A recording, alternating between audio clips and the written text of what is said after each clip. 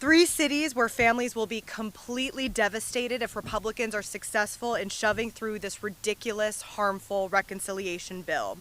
Today, we are going to be reading in full the nearly 1,000 pages of the bill text.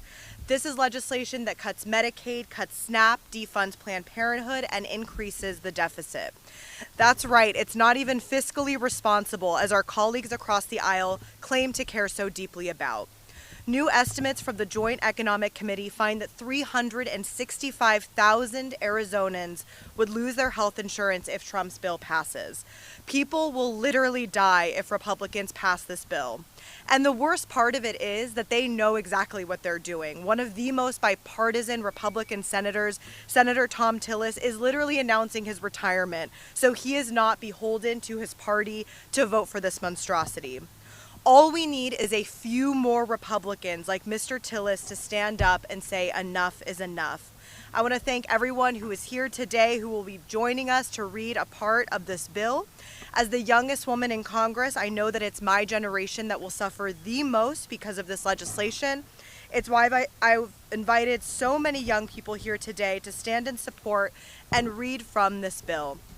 I also want to say that we are currently reading the most up-to-date text of the bill available to members and to the general public at 940 pages. We expect that this will take about 16 hours. This is not even the final bill text because Republicans have been legislating in the dead of night. Thank you to the Senate Democrats who have been fighting relentlessly for now almost 24 hours, maybe more than 24 hours, to fight back for the American people. Again, anything could happen here and we need to keep the pressure on. I would love to swap out what we have for the updated text, and if that comes at any point today, we will do so. I invite any of my Republican colleagues, House or Senate, to join me in reading a passage today. People's lives are on the line. Thank you again for joining us. I know it's hot. We're expecting so many wonderful speakers today from so many of my colleagues across the country to the National Women's Law Center, Indivisible, and even local high schoolers. We are a vast coalition standing together in opposition. So with that, I'm going to start with the table of contents, and then after that, we'll hand over to our first speaker, who is Maria Town of the American Association of People with Disabilities.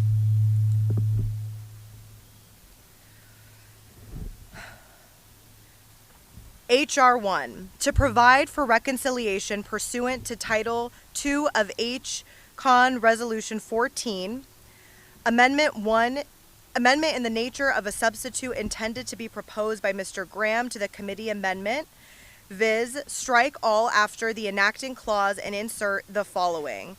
Section 1, short title. This act may be cited as the One Big Beautiful Bill Act. Section 2, table of contents. The table of contents of this act is as follows. Section 10-103, availability of standard utility allowances based on receipt of energy assistance. Section 10-104, restrictions on internet expenses. Section 10-105, matching funds requirements. Section 10-106, administrative cost sharing. Section 10-107, National Education and Obesity Prevention Grant Program. Section 10-108, Alien SNAP eligibility. Section 10-201, rescission of amounts for forestry. Subtitle C, commodities. Section 10-301, effective reference price. Section 10-302, base acres. Section 10-303, producer election. Section 10-304, price loss coverage. Section 10-305, agriculture risk coverage. Section 10-306, equitable treatment of certain entities. Section 10-307, payment limitations. Section 10-308, adjusted gross income limitation. Section 10-309, marketing loans. Section 10-310, repayment of marketing loans. Section 10-311, economic adjustment assistance for textile mills. Section 10-312, sugar program updates. Section 10-313, dairy policy updates. Section 10-314, implementation. Subtitle D, disaster assistance program. Section 10-401, supplemental agricultural disaster assistance. Subtitle E, crop insurance. Section 10-501, beginning farmer and rancher benefit. Section 10-502, area-based crop insurance coverage and affordability. Section 10503, Administrative and Operating Expense Adjustments.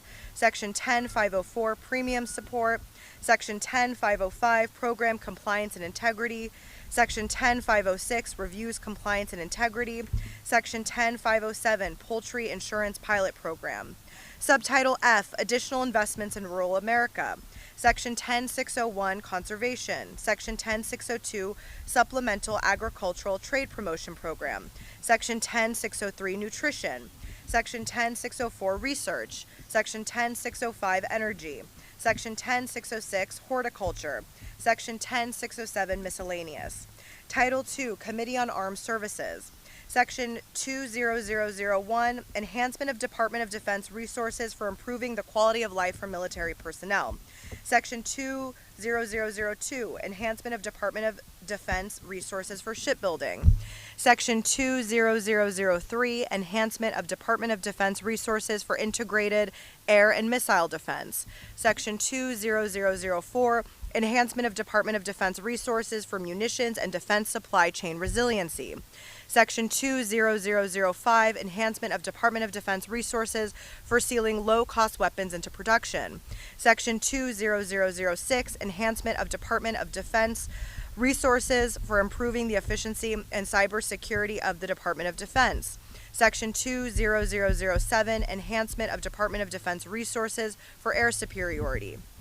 Section 20008, Enhancement of Resources for Nuclear Forces. Section 20009, Enhancement of Department of Defense Resources to Improve Capabilities of United States Indo-Pacific Command. Section 20010, Enhancement of Department of Defense Resources for Improving the Readiness of the Department of Defense.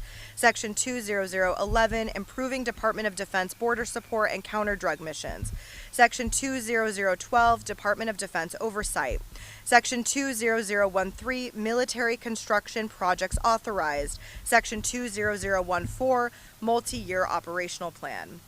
Committee on Banking, Housing, and Urban Affairs. Section 30001, Funding Cap for the Bureau of Consumer Financial Protection. Section 30002, Rescission of Funds for Green and Resilient Retrofit Program for Multifamily Housing. Section 30003, Securities and Exchange Commission Reserve Fund. Section 30004, Appropriations for Defense Production Act. Committee of Commerce, Science, and Transportation. Section 40001, Coast Guard Mission Readiness.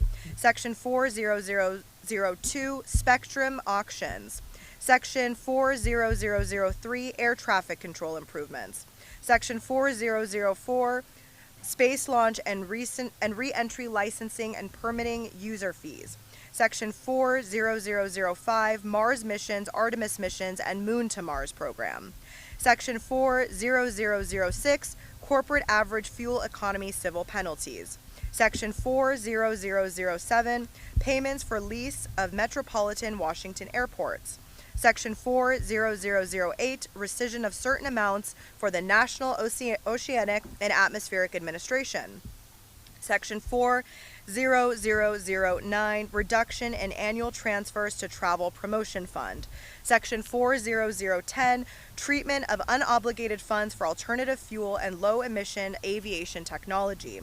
Section 40011, Rescission of Amounts Appropriated to Public Wireless Supply Chain Innovation Fund. Section 40012, Support for Artificial Intelligence under the Broadband Equity, Access, and Deployment Program. Committee on Energy and Natural Resources.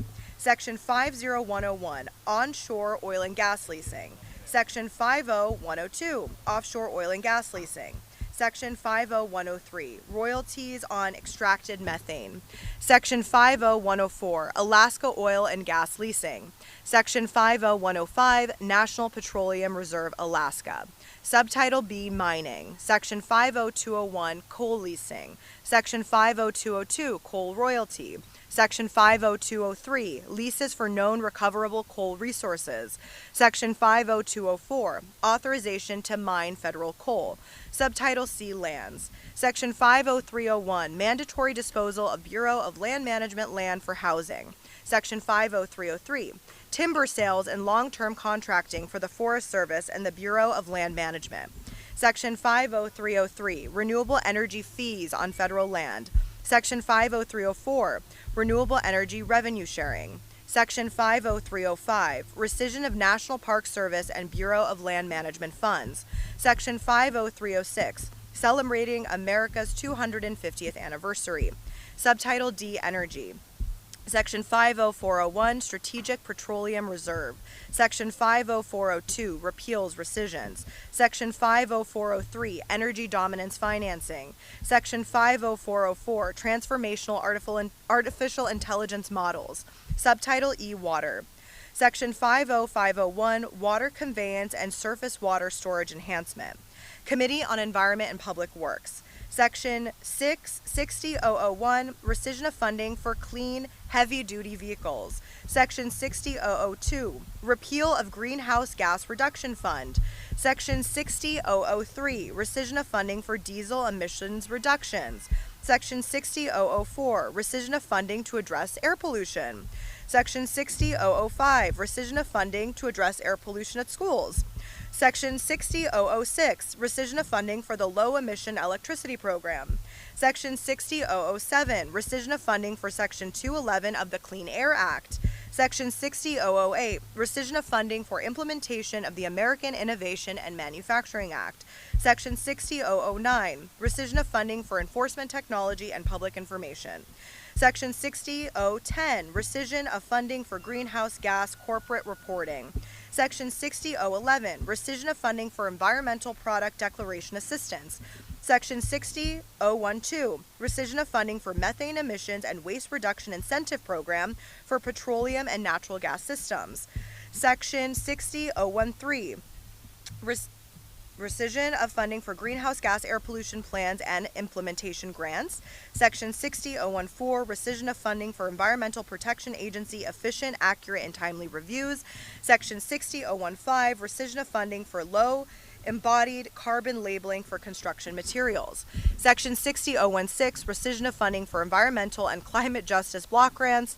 Section 60017, rescission of funding for ESA recovery plans. Section 60018, rescission of funding for environmental and climate data collection. Section 60019, rescission of neighborhood access and equity grant program. Section 60020, rescission of funding for federal building assistance. Section 60021, rescission of funding for low carbon materials for federal buildings. Section 60022, rescission of funding for GSA emerging and sustainable technologies.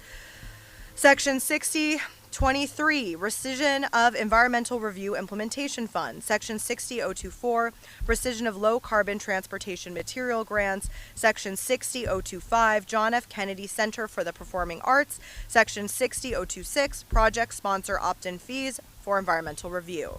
Finance. Subtitle A, tax. Section 70001, references to the Internal Revenue Code of 1986, etc. Chapter 1, providing permanent tax relief for middle-class families and workers. Section 70101, extension and enhancement of reduced rates. Section 70102, extension and enhancement of increased standard deduction. Section 70103, termination of deduction for personal exemptions other than temporary senior deduction. Section 70104, extension and enhancement of increased child tax credit. Section 70105, extension and enhancement of deduction for qualified business income. Section 70106, extension and enhancement of increased estate and gift tax exemption amounts. Section 70107, extension of increased alternative minimum tax exemption amounts and modification of phase-out thresholds. Section 70108, extension and modification of limitation on deduction for qualified residents' interest. Section 70109, extension and modification of limitation on casualty loss deduction. Section 70110, termination of miscellaneous itemized deductions other than educator expenses. Section 70111, limitation on tax benefit of itemized deductions. Section 70112, extension and modified qualification transportation fringe benefits. Section 70113, extension and modification of limitation on deduction and exclusion for moving expensive. Section 7114, extension and modification of limitation on wagering losses. Section 7115, extension and enhancement of increased limitation on contributions to ABLE accounts.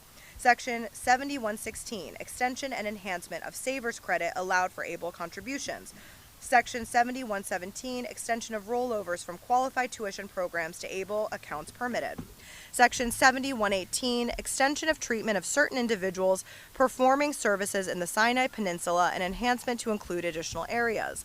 Section 7119, extension and modification of exclusion from gross income of student loans discharged on account of death or disability. Section 7120, limitation on individual deductions for certain local and state taxes, etc. Chapter 2, delivering on presidential priorities to provide new middle-class tax relief. Section 7201, no tax on tips. Section 7202, no tax on overtime. Section 7203, no tax on car loan interest. Section 7204, Trump accounts and contribution pilot program. Chapter 3, establishing certainty and competitiveness for American job creators. Subchapter A, permanent U.S. business tax reform and boosting domestic investment.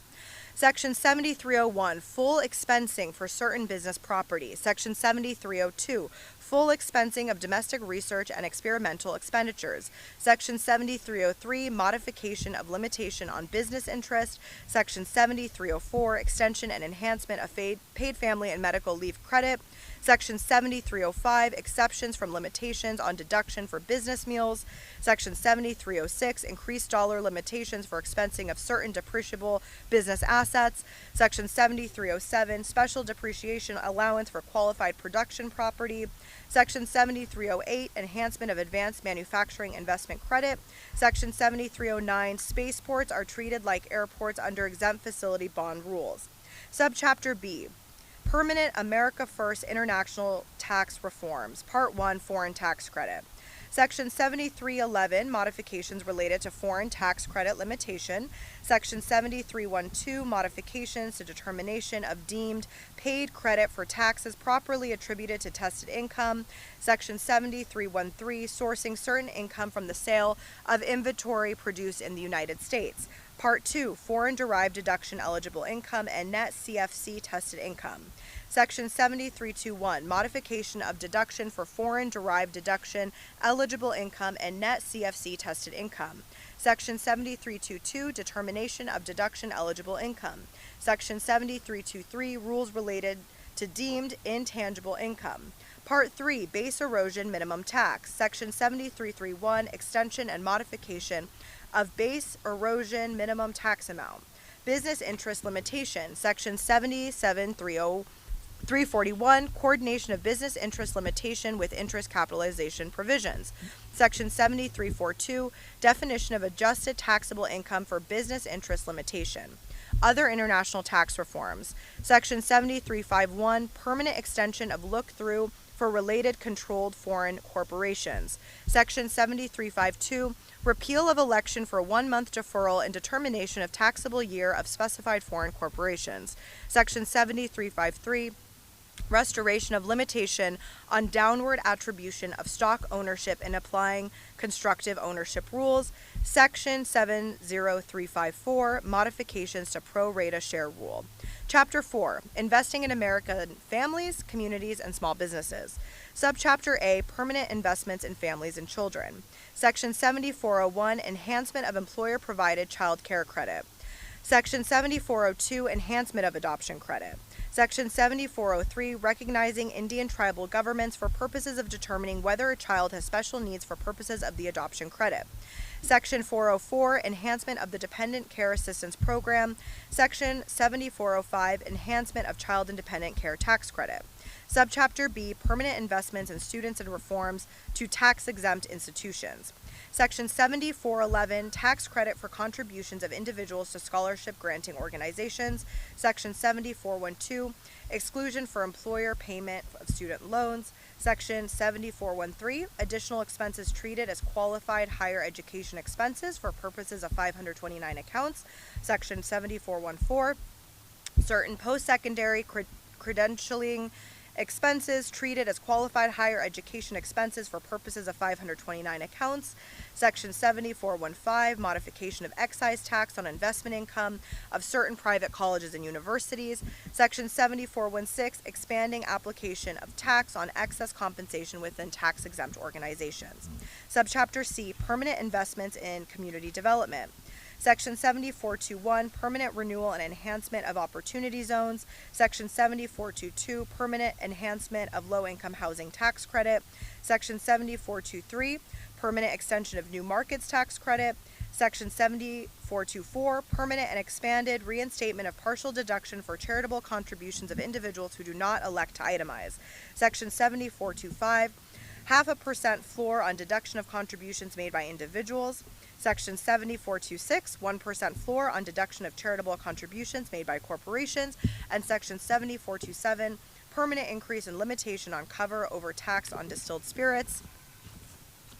Section 7428, nonprofit community development activities in remote native villages. Section 7429, adjustment of charitable deduction for certain expenses incurred in support of Native Alaskan subsistence whaling. Section 7430, exception of percentage of completion method of accounting for certain residential construction contracts. Subchapter D, permanent investment in small business in rural America. Section 7431, expansion of qualified small business stock gain exclusion. Section 7432, repeal of revision to de minimis rules for third-party network transactions. Section 7433, increase in threshold for requiring information reporting with respect to certain payees. Section 7434, treatment of certain qualified sound recording productions. Section 7435, exclusion of interest and loans secured by rural and agricultural real property. Section 436, reduction of transfer and manufacturing taxes for certain devices. Section 7437, treatment of capital gains from the sale of certain farmland property. Section 70438, extension of rules for treatment of certain disaster-related personal casualty losses. Chapter 5, ending Green New Deal spending, promoting America First energy and other reforms. Subchapter A, termination of Green New Deal subsidies. Section 7501, termination of previously owned clean energy vehicle credit. Section 7502, termination of clean vehicle credit. Section 7503, termination of qualified commercial clean vehicles credit. Section 7504, termination of alternative fuel vehicle refueling property credit. Section 7505, termination of energy efficient home improvement credit. Section 7506, termination of residential clean energy credit. Section 7507, termination of energy efficient commercial buildings deduction. Section 7508, termination of new energy efficient home credit. Section 7509, termination of cost recovery for energy property and qualified clean energy facilities, property, and technology. Section 7510, modifications of zero-emission nuclear power production credit. Section 7511, termination of clean hydrogen production credit. Section 7512, termination and restrictions on clean electricity production credit. Section 7513, termination and restrictions on clean electricity investment credit. Section 7514, phase out and restrictions on advanced manufacturing production credit. Section 7515, restrictions on the extension of advanced energy project credit program. Subchapter B, enhancement of America First energy policy. Section 7521, extension and modification of clean fuel production credit. Section 7522, restrictions on carbon oxide sequestration credit. Section 7523, intangible drilling and development costs taken into account for purposes of computing adjusted financial statement income. Section 7524, income from hydrogen storage, carbon capture, advanced nuclear, hydropower, and geothermal energy added to qualifying income of certain publicly traded partnerships. Section 7525, allow for payments to certain individuals who die fuel. Subchapter C, other reforms. Section 7531, modifications to de minimis entry privilege for commercial shipments. Chapter 6, enhancing deduction and income tax credit guardrails and other reforms. Section 7601, modification and extension of limitation on excess business losses of non-corporate taxpayers. Section 7602, treatment of payments from partnerships to partners for property or services. Section 7603, excessive employee remuneration from controlled group members and allocation of deduction. Section 7604, third-party litigation funding reform. Section 7605, excise tax on certain remittance transfers. Section 7606, enforcement provisions with respect to COVID-related employee retention credits. Section 7607, Social Security member requirement for American Opportunity and Lifetime Learning credits. Section 7608, Task Force on the Replacement of Direct File. Subtitle B, Health, Chapter 1, Medicaid. Subchapter A, Reducing Fraud and Improving Enrollment Processes. Section 71101, Moratorium on Implementation of Rule relating to Eligibility and Enrollment in Medicare Savings Program.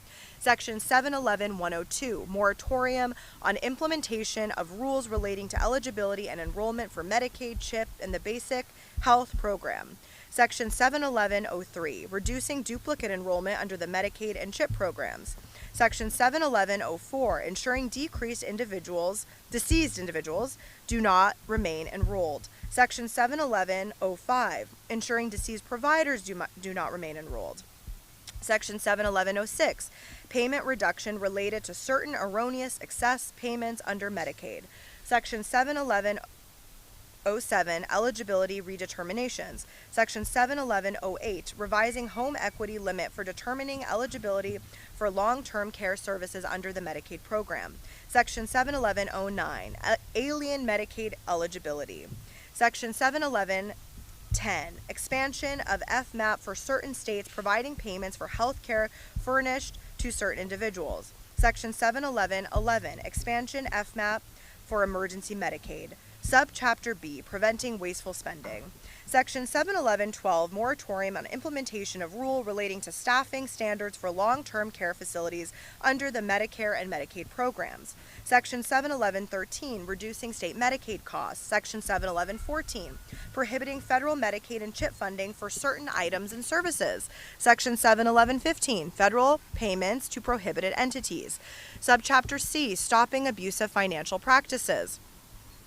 Section 711.16, sunsetting increased FMAP incentive. Section 711.17, provider taxes. Section 711.18, state-directed payments. Section 711.19, requirements regarding waiver of uniform tax requirements for Medicaid provider tax. Section 711.20, requiring budget neutrality for Medicaid demonstration projects under Section 115. Subchapter D, increasing personal accountability. Section 71121, requirement for states to establish Medicaid community engagement requirements for certain individuals. Section 71122, modifying cost-sharing requirements for certain expansion individuals under the Medicaid program. Subchapter E, expanding access to care. Section 71123, making certain adjustments to coverage of home or community-based services under Medicaid. Section 71124, determination of FMAP for high poverty states. Chapter 2, Medicare. Subchapter A, strengthening eligibility requirements. Section 71201, limiting Medicare coverage of certain individuals. Subchapter B, improving services for seniors. Section 71202, temporary payment increase under the Medicare physician fee schedule to account for exceptional circumstances. Section 71203, expanding and clarifying the exclusion for orphan drugs under the Drug Price Negotiation Program. Section 71204, application of cost of living adjustment to non-labor related portion for hospital outpatient department services furnished in Alaska and Hawaii. Chapter 3, Health Tax. Chapter A, Improving Eligibility Criteria. Section 71301, permitting premium tax credit only for certain individuals. Section 71302, disallowing premium tax credit during periods of Medicaid ineligibility due to alien status. Subchapter B, Preventing Waste, Fraud, and Abuse. Section 71303, requiring verification of eligibility for premium tax credit. Section 71304, disallowing premium tax credit in case of certain coverage enrolled in during special enrollment period. Section 71305, eliminating limitation on recapture of advance payment of premium tax credit. Subchapter C, Enhancing Choice for Patients. Section 71306, permanent extension of safe harbor for absence of deductible for telehealth services. Section 71307, allowance of bronze and catastrophic plans in connection with health savings accounts. Section 71308, treatment of direct primary care service arrangements. Chapter 4, Protecting Rural Hospitals and Providers. Section 71401, Rural Health Transformation Program. Subtitle C, Increase in Debt Limit. Section 72001, Modification of Limitation on the Public Debt. Committee on Health, Education, Labor, and Pension. Subtitle A, Exemption of Certain Assets. Section 80001, Exemption of Certain Assets. Subtitle B, Loan Limits. Section 81001, Establishment of Loan Limits for Graduate and Professional Students and Parent Borrowers. Termination of Graduate and Professional Plus Loans. Subtitle C, Loan Repayment. Section 82001, Loan Repayment. Section 82002, Deferment, Forbearance. Section 82003, Loan Rehabilitation. Section 82004, Public Service Loan Forgiveness. Section 82005, Student Loan Servicing. Subtitle D, Pell Grants. Section 83001, Eligibility. Section 83002, Workforce Pell Grants. Section 83000E, Pell Shortfall. Section 83004, Federal Pell Grant Exclusion relating to other grant aid. Subtitle E, Accountability. Section 84001, Ineligibility based on low earning outcomes. Subtitle F, Regulatory Relief. Section 85001, Delay of Rule relating to borrower defense to repayment. Section 85002, Delay of Rule relating to closed school discharges. Subtitle G, Limitation on Authority. Section 86001, Limitation on proposing or issuing regulations and executive actions. Subtitle H, Garden of Heroes. Section 87001, Garden of Heroes. Subtitle 1, Office of Refugee Resettlement. Section 88001, Potential Sponsor Vetting for Unaccompanied Alien Children Appropriation. Committee on Homeland Security and Government Affairs. Subtitle A, Homeland Security Provisions. Section 90001, Border Infrastructure and Wall System. Section 90002, U.S. Customs and Border Protection Personnel, Fleet Vehicles, and Facilities. Section 90003, Detention Capacity. Section 90004, Border Security, Technology, and Screening. Section 90005, State and Local Assistance. Section 90006, Presidential Residence Protection. Section 90007, Department of Homeland Security Appropriations for Border Support. Subtitle B, Governmental Affairs Provisions. Section 90101, FE 11B Improvements. Section 90102, Pandemic Response Accountability Committee. Section 90103, Appropriation for the Office of Management and Budget. Committee on the Judiciary.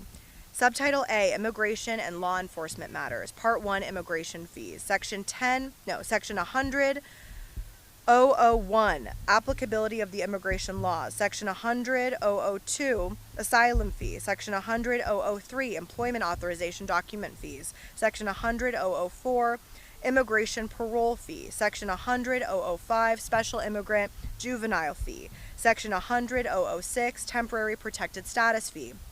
Section 10007, Visa Integrity Fee. Section 10008, Form I-94 Fee. Section 10009, Annual Asylum Fee. Section 10010, Fee relating to renewal and extension of employment authorization for parolees. Section 10011, Fee relating to renewal or extension of employment authorization for asylum applicants. Section 10012, Fee relating to renewal and extension of employment authorization for aliens granted temporary protected status. Section 10013, Fees related to applications for adjustment of status. Section 10014, Electronic System for Travel Authorization Fee. Section 10015, Electronic Visa Update System Fee. Section 10016, Fee for aliens ordered removed in absentia. Section 10017, Inadmissible Alien Apprehension Fee. Section 10018, Amendment to Authorize Authority to Apply for Asylum. Part 2, Immigration and Law Enforcement Funding. Section 10051, Appropriation for the U.S. Department of Homeland Security. Section 10052, Appropriations for Immigration and Customs Enforcement. Section 10053, Appropriation for Federal Law Enforcement Training Centers. Section 10054, Appropriation for the Department of Justice. Section 10055, Bridging Immigration-Related Deficits Experience Nationwide Reimbursement Fund. Section 10056, Appropriations for the Bureau of Prisons. Section 100.057, Appropriation for the United States Secret Service. Subtitle B, Judiciary Matters. Section 100.101, Appropriations to the Administrative Office of the United States Courts. Section 100.102, Appropriations to the Federal Judicial Review. Subtitle C, Radiation Exposure Compensation Matters. Section 100.201, Extension of Fund. Section 100.202, Claims relating to atmospheric testing. Section 100.203, Claims relating to uranium mining. And Section 100.205, Limitations on Claims. All right, with that, I will hand it over to Maria.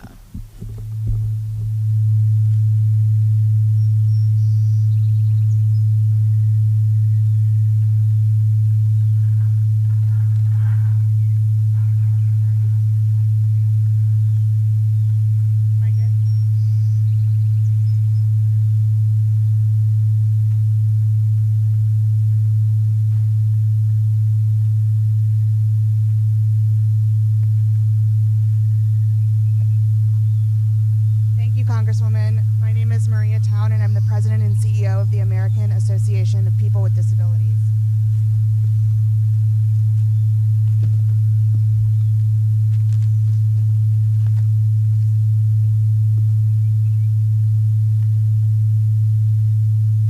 Title I, Committee on Agriculture, Nutrition, and Forestry. Subtitle A, Nutrition. Section 10101, Reevaluation of Thrifty Food Plan. In general, Section 3 of the Food and Nutrition Act of 2008 is amended by striking subsection U and inserting the following. Thrifty Food Plan. In general, the term Thrifty Food Plan means the direct required to feed a family of 4 persons consisting of a man and a woman, ages 20 through 50, a child ages 6 through 8, and a child ages 9 through 11, using the items and quantities of food described in the report of the Department of Agriculture entitled Thrifty Food Plan 2021, and each successor report updated pursuant to the subsection, subject to the conditions that A, the relevant market baskets of the Thrifty Food Plan shall only be changed pursuant to the paragraph 4, B, the cost of the Thrifty Food Plan shall be the basis for uniform allotments of all households regardless of the actual composition of the household, and C, the cost of the Thrifty Food Plan may only be adjusted in accordance with this subsection. 2. Household adjustments. The Secretary shall make household adjustments using the following ratios of household size as a percentage of the maximum 4-person allotment. A 1-person household 30%, B, for a 2-person household 55%, C, for a 3-person household 79%, D, for a 4-person household 100%, E, for a 5-person household 109%.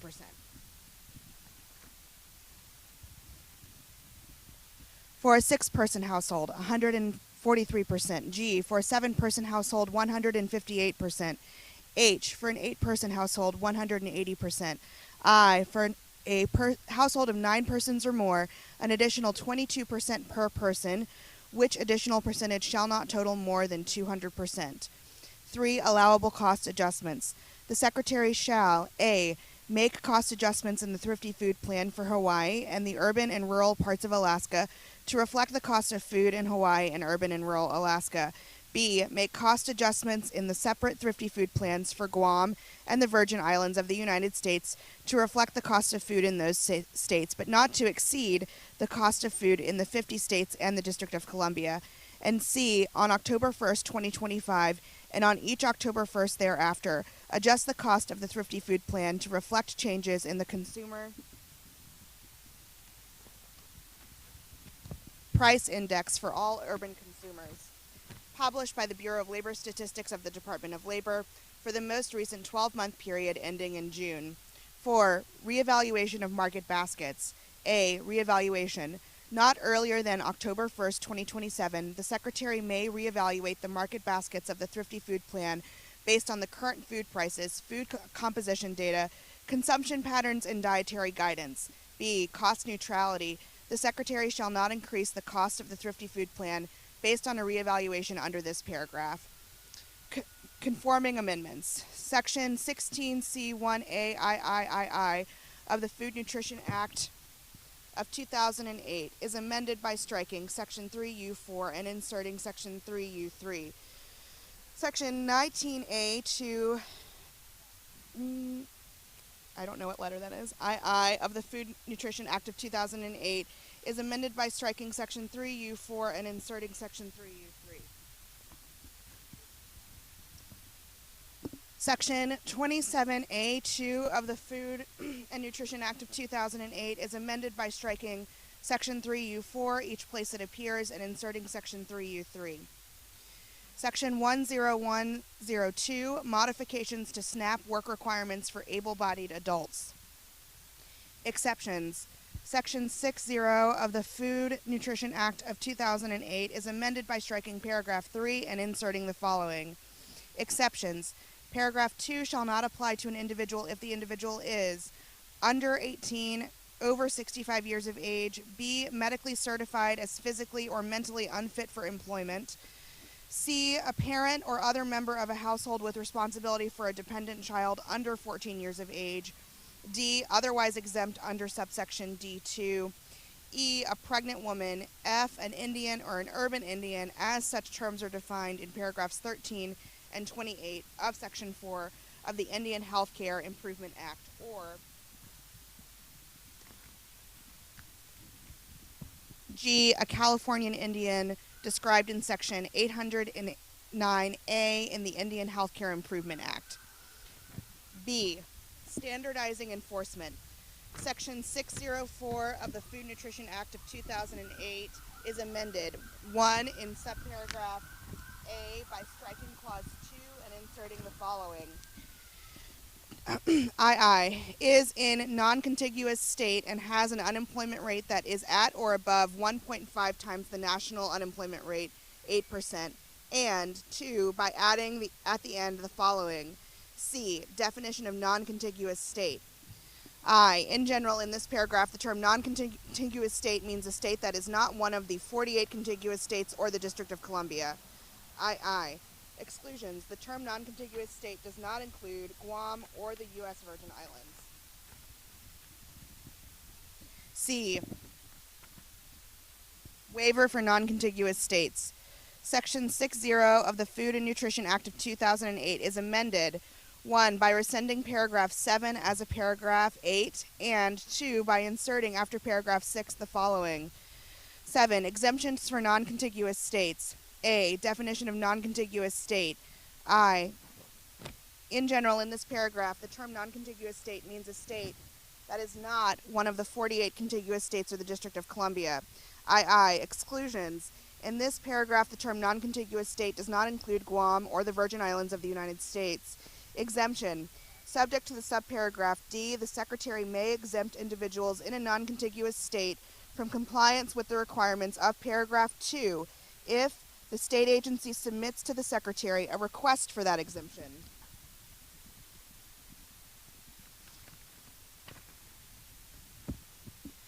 Made in such form and at such time as the Secretary may require, and including the information described in subparagraph C, and the Secretary determines that, based on that request, the state agency is demonstrating a good faith effort to comply with the requirements of paragraph 2. C. Good faith effort determination. In determining whether a state agency is demonstrating a good faith effort for purposes of subparagraph B, II, the Secretary shall consider any actions taken by the state agency toward compliance with the requirements of paragraph 2, any significant barriers to challenges in meeting those requirements, including barriers or challenges related to funding, design, development, procurement, or installation of necessary systems or resources. III, the detailed plan and timeline of the state agency for achieving full compliance with those requirements, including any milestones as defined by the Secretary, and IV, any other criteria determined appropriate by the Secretary. D, duration of exemption. In general, an exemption granted under subparagraph B shall expire not later than December 31st, 2028, and may not be renewed beyond that date. Early termination. The Secretary may terminate an exemption granted under subparagraph B prior to the expiration date of that exemption if the Secretary determines that the state agency I has failed to comply with reporting requirements described in subparagraph E, or II based on the information provided pursuant to subparagraph E, failed to make continued good faith efforts towards compliance with the requirements of this subsection.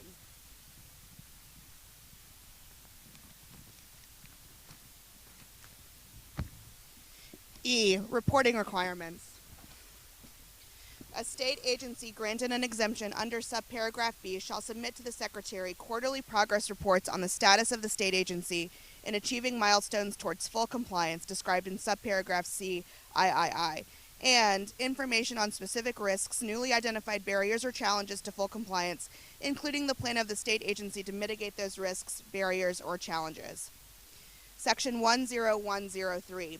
Availability of standard utility allowances based on the receipt of energy assistance.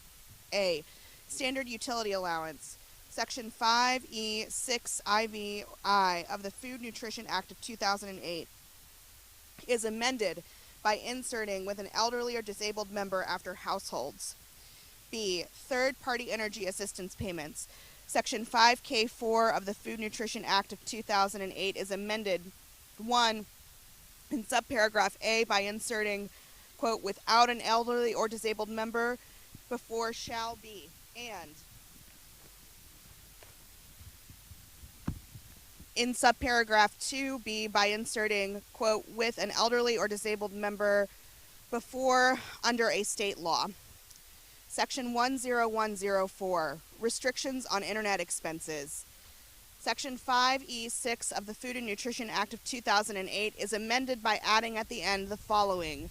E. Restrictions on internet expenses. Any service fee associated with internet connection shall not be used in computing the excess shelter expense deduction under this paragraph. Section 10105, matching funds requirements. A. In general, Section 4A of the Food and Nutrition Act of 2008 is amended by striking A. Subject to and inserting the following. A. Program, establishment, subject to, by adding at the end the following. State quality control incentive. A. Definition of payment or error rate. In this paragraph, the term payment error rate has the meaning given to the term in Section 16C2.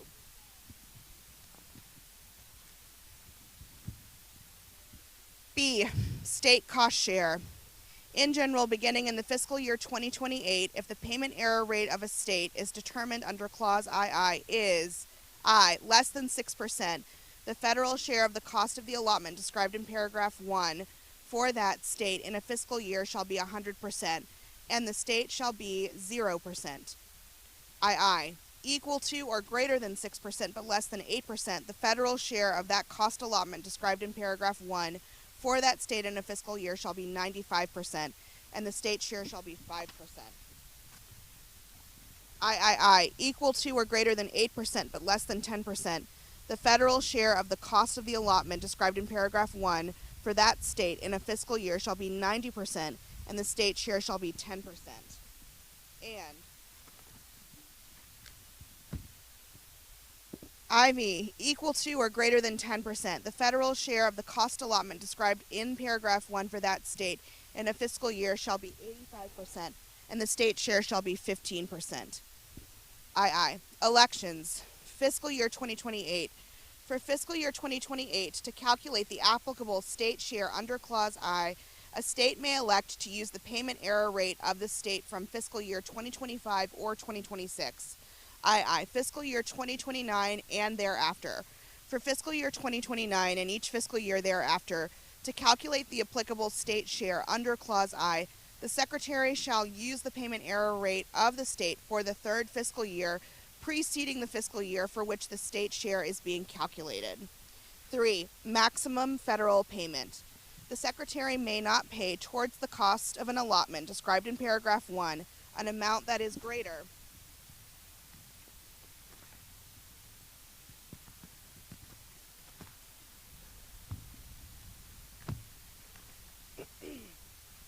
than the applicable federal share under paragraph 2. Waiver authority. In general, the Secretary may waive the requirement under paragraph 2 for a non-contiguous state, excluding Guam and the Virgin Islands of the United States, for a period of not more than 2 years if the Secretary determines that the waiver is necessary and the non-contiguous state is actively implementing a corrective action plan as described in Section 275.17 of Title VII Code of Federal Regulations or a successor regulation, and 2, carrying out any other activities described necessary by the Secretary to reduce its payment error rate as described in paragraph 2. B. Termination of authority. The waiver authority under subparagraph A shall terminate on the date that is 4 years after the date of the enactment of this paragraph. Limitation on authority. Section 13A1 of the Food and Nutrition Act of 2008 is amended in the first sentence by inserting or the payment or disposition of estate share under Section 4A2 after, quote, 16C1D III. Section 10106, Administrative Cost Sharing. Section 16A of the Food and Nutrition Act of 2008 is amended in the matter preceding paragraph 1 by striking, quote, agency amount equal to 50%, and inserting, quote, agency through fiscal year 2026, 50%, and for fiscal year 2027 and each year thereafter, 25%. Section 10107, National Education and Obesity Prevention Grant Program. Section 28D1F of the Food and Nutrition Act of 2008 is amended by striking, quote, for fiscal year 2016 and each subsequent fiscal year, and inserting, quote, for each fiscal years 2016 through 2025, end quote.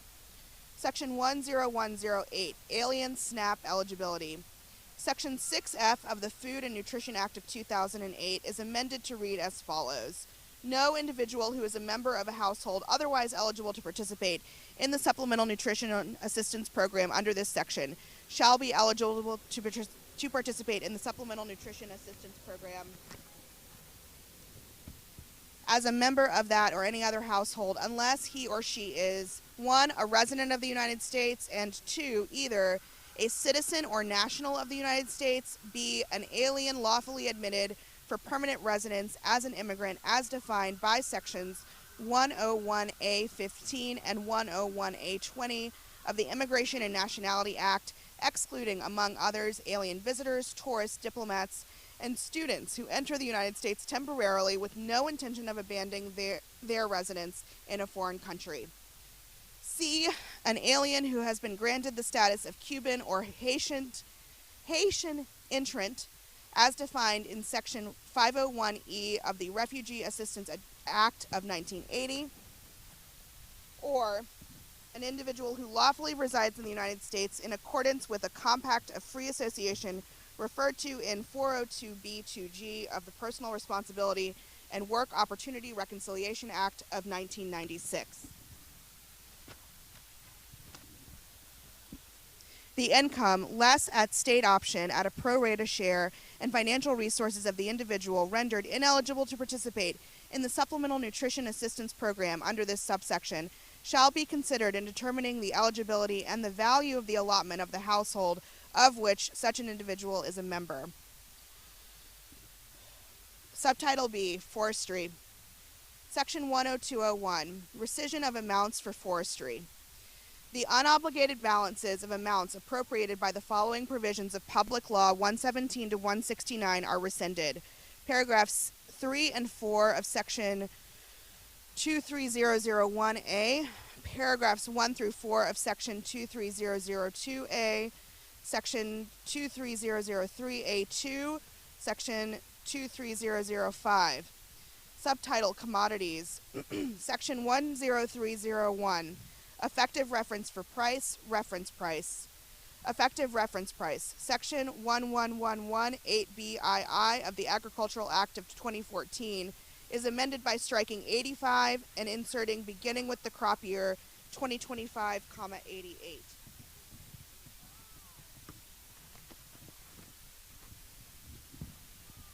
Reference price. Section 111 of the Agricultural Act of 2014 is amended by striking paragraph 19 and inserting the following.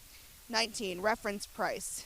In general, effective beginning with 2025 crop year, subject to subparagraphs B and C, the term reference price with respect to a covered commodity for a crop year means the following. I, for wheat, $6.35 per bushel; for corn, $4.10 per bushel; for grain, sorghum, $4.40 per bushel; for barley, $5.45 per bushel; for oats, $2.65 per bushel; for long grain rice, $16.90 per hundredweight; for medium grain rice, $16.90 per hundredweight; for soybeans, $10 per bushel; for other oil seeds, $23.75 per hundredweight; for peas, $40 per ton.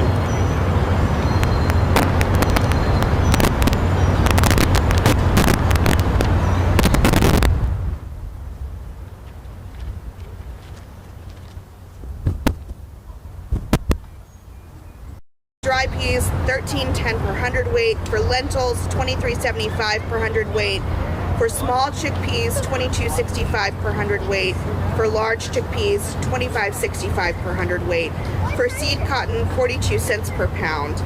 Effectiveness. Beginning in one crop year, the reference prices described in subparagraph A with respect to a covered commodity shall be equal the reference price in the previous year multiplied by 1.005. C. Limitation. In no case shall a reference price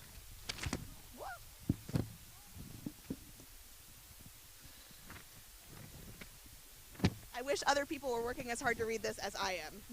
I'm not referring to anyone who is currently here, but most of the people in the building behind me.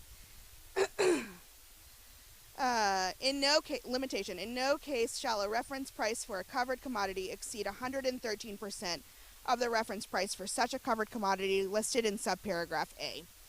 Section 10302, base acres. Section 1112 of the Agricultural Act of 2014 is amended in subsection D3A by striking 2023 and inserting 2031, and by adding at the end the following additional base acres. In general, as soon as practicable after the date of enactment of this subsection, and notwithstanding this subsection, the Secretary shall provide notice to owners on eligible farms pursuant to paragraph 3 and allocate those eligible farms a total of not more than an additional 30 million base acres in the manner provided in this subsection. An owner of a farm that is eligible to receive an allocation of base acres may elect not to receive that allocation by notifying the Secretary not later than 90 days after the receipt of the notice provided by the Secretary under this paragraph. 2. Content of notice. The notice under paragraph 1 shall include the following: information that the allocation is occurring, information regarding the eligibility of the farm for an allocation of base acres under paragraph 3, information regarding how an owner may appeal a determination of ineligibility for an allocation of base acres under paragraph 3. Through an appeals process established by the Secretary. Eligibility. In general,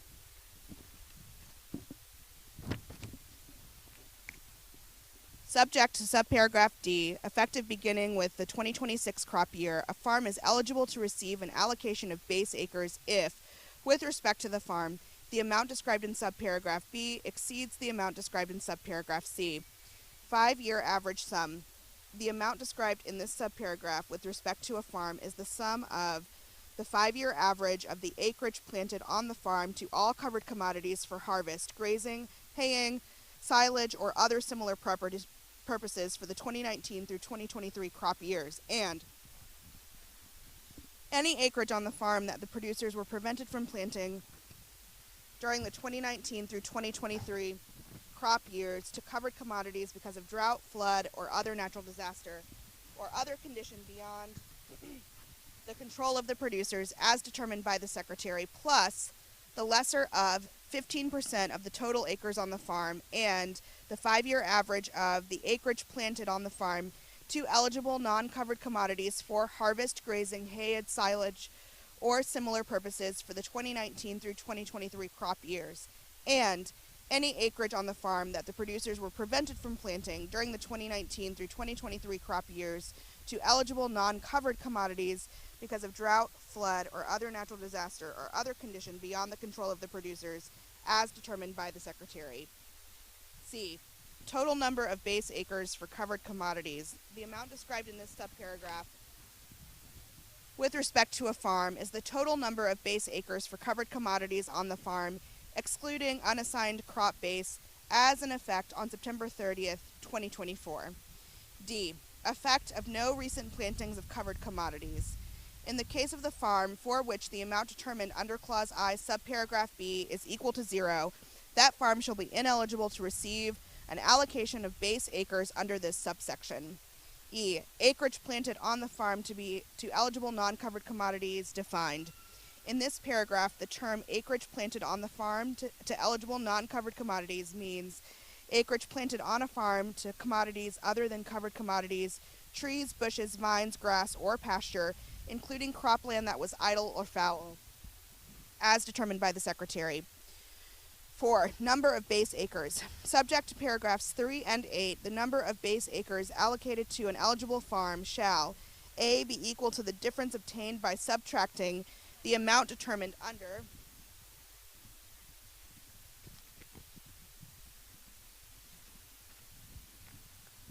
subparagraph C of paragraph 3 from the amount determined under subparagraph B of that paragraph, and B. Include unassigned crop base. 5. Allocation of acres.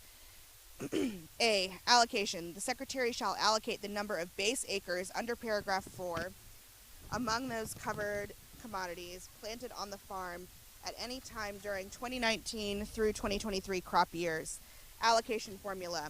The allocation of additional base acres for covered commodities shall be in proportion to the ratio of the five-year average of the acreage planted on the farm to each covered commodity for harvest, grazing, haying, silage, or other similar purposes for the 2019 through 2023 crop years, and any acreage on the farm that producers were prevented from planting during the 2019 through 2023 crop years that covered commodity because of drought, flood, or other natural disasters or other condition beyond the control of the producers as determined by the Secretary. 2. The 5-year average determined under paragraph 3BI. C. Inclusion of all 5 years in average.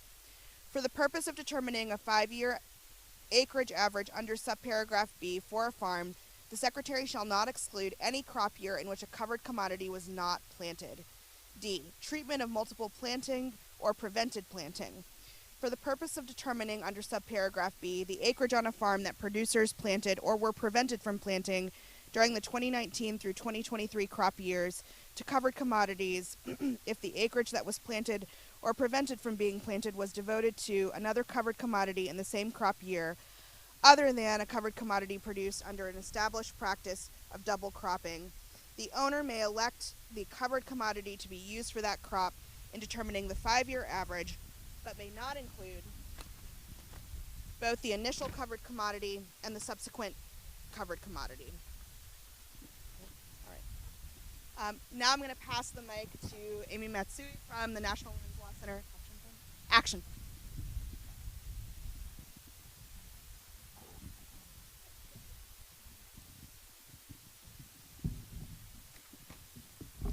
Thank you, Maria. I'm Amy Matsui with the National Women's Law Center Action Fund. I'm here to lift up all the different ways that this bill is going to rob women, children, families, and communities of health care, nutrition assistance, educational assistance, and investments in our future. E. Limitation. The allocation of additional base acres among covered commodities on a farm under this paragraph may not result in a total number of base acres for the farm in excess of the total numbers of acres on the farm. 6. Reduction by the Secretary. In carrying out this subsection, if the total number of eligible acres allocated to base acres across all farms in the United States under this subsection would exceed 30,000 acres, the Secretary shall apply an across-the-board pro rata reduction to the number of eligible acres to ensure the number of allocated base acres under this subsection is equal to 30 million acres. 7. Payment yield. Beginning with crop year 2026, for the purpose of making price loss coverage payments under Section 1116, the Secretary shall establish payment yields to base acres allocated under this subsection equal to A. the payment yield established on the farm for the applicable covered commodity, and B, if no such payment yield for the applicable covered commodity exists, a payment yield, Romanet 1, equal to the average payment yield for the covered community for the county in which the farm is situated, or Romanet 2, determined pursuant to Section 1113C. 8. Treatment of new owners. In the case of a farm for which the owner on the date of enactment of this subsection was not the owner through the 2019 through 2023 crop years, the Secretary shall use the planting history of the prior owner or owners of that farm for purposes of determining A, eligibility under paragraph 3, B, eligible acres under paragraph 4, and C, the allocation of acres under paragraph 5. Section 10303, producer election. A, in general, Section 1115 of the Agricultural Act of 2014 is amended 1 in subsection A in the matter preceding paragraph 1 by striking 2023 and inserting 2031. 2 in subsection C, A in the matter preceding paragraph 1, Romanet 1, by striking crop year or and inserting crop year, and Romanet 2 by inserting or the 2026 crop year after 2019 crop year. B in paragraph 1, Romanet 1, by striking crop year or and inserting crop year, and Romanet 2 by inserting or the 2026 crop year after 2019 crop year, and C in paragraph 2, Romanet 1. In subparagraph A by striking and at the end, Romanet 2. In subparagraph B by striking the period at the end and inserting and Romanet 3. By adding at the end the following. C. The same coverage for each covered commodity on the farm for the 2027 through 2031 crop years, as was applicable for the 2025 crop year. And 3. By adding at the end the following. Romanet 1. Hire of price loss coverage payments and agriculture risk coverage payments. For the 2025 crop year, the Secretary shall, on a covered commodity by covered commodity basis, make the hire of price loss coverage payments under Section 1116 and agriculture risk coverage county coverage payments under Section 1117 to the producers on a farm for the payment acres for each covered commodity on the farm. B. Federal crop insurance supplemental coverage option. Section 508C4C Romanet 4 of the Federal Crop Insurance Act is amended by striking crops for which the producer has elected under Section 1116 of the Agricultural Act of 2014 to receive agricultural risk coverage and acres, and inserting acres. Section 10304, price loss coverage. Section 1116 of the Agricultural Act of 2014 is amended 1. In subsection A2, in the matter preceding subparagraph A, by striking 2023 and inserting 2031. 2. In subsection C1b, A, in the subparagraph heading, by striking 2023 and inserting 2031. And B, in the matter preceding clause Romanet 1, by striking 2023 and inserting 2031. In subsection D, in the matter preceding paragraph 1, by striking 2025 and inserting 2031, and 4, in subsection G. A, by striking subparagraph F of section 11119 and inserting paragraph 19A Romanet 6 of section 1111, and B, by striking 2012 through 2016, each place it appears, and inserting 2017 through 2021. Section 10305, Agriculture Risk Coverage. Section 1117 of the Agricultural Act of 2014 is amended. 1. In subsection A, in the matter preceding paragraph 1, by striking 2023 and inserting 2031. 2. In subsection C. A, in paragraph 1, by inserting for each of the 2014 through 2024 crop years and 90% of the benchmark revenue for each of the 2025 through 2031 crop years before the period at the end. B, by striking 2023 at each place it appears and inserting 2031, and C, in paragraph 4B in the subparagraph heading, by striking 2023 and inserting 2031. Okay.